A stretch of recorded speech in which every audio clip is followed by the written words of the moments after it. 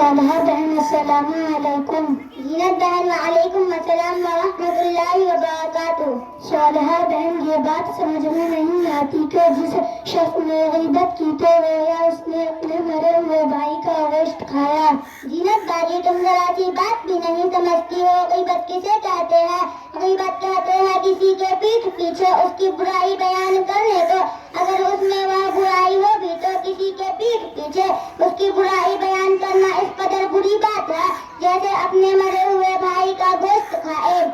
چھی صالحہ بہن یہ تو بہت گندی بات ہے۔ صالحہ بہن آپ کو معلوم ہے کہ ایسے لوگوں کا حال کیا ہوگا؟ نہیں بہن مجھے نہیں معلوم کہ ایسے لوگوں کا کیا حال ہوگا۔ ایسے لوگ جہنم میں جائیں گے اور وہاں سخت سے سخت سزا پائیں گے۔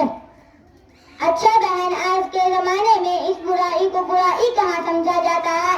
جہاں دو چار لوگ یا دو چار عورتیں جمع ہو جاتی ہے وہاں غیبت والا عمل شروع ہو ہی جاتا ہے۔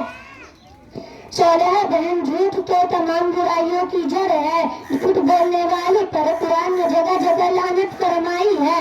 جھوٹ ایمان کو خراب کرنے والا مرض ہے، اس سے چہرے کی رونق ختم ہو جاتی ہے، حافظہ کمزور ہو جاتا ہے، اور جھوٹی قسمیں کھانے والا خدا کی رحمت سے محروم ہو جاتا ہے، اور جھوٹی گواہی دینے والا منافقین کے ساتھ جہنم کے نچلے طبقہ میں جائے گا۔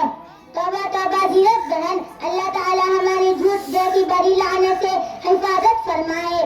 صالحہ بہن ہمارے معاشرہ میں ایک برائی اور بھی ہے، ذرا اس کا بھی انجام بتا دو، بڑی مہربانی ہوگی۔ بتاؤ بہن وہ کون سی برائی ہے؟ زینت بہن ہمارے معاشرے میں حسد اور جلن بہت زیادہ ہو گیا ہے۔ صالحہ باجی حسد کرنے والے کے بارے میں بتائے۔ بہن حسد بھی بہت بڑا گناہ ہے، حسد کرنے والے کی دنیا و آخرت دونوں خراب ہو جاتی ہے اور حسد کرنے والوں کو خدا کی نعمتوں کا دشمن قرار دیا ہے اور فرمایا ہے حسد انسان کے نیک اعمال کو کھا جاتا ہے جیسے آگ اور دیمک لکڑی کو کھا جاتا ہے۔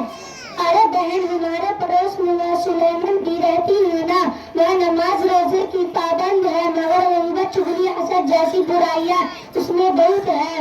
ارے بہن تم جا کر اسے سمجھاؤ کہ یہ برائیاں اس کی نیکیوں کو بھسم کر دے گی، برباد کر دے گی، اس لیے وہ ان برائیوں سے پرہیز کرے ورنہ اس کا انجام بہت برا ہوگا۔ جی ہاں بہن اس کو سمجھانے کی کوشش کروں گی اور میں اپنے محلہ ٹیم کا اجتماع رکھوں گی، اس میں تم کو بلاؤں گی، تم ذرا اس موضوع پر بیان کرنا، انشاءاللہ بہت فائدہ ہوگا۔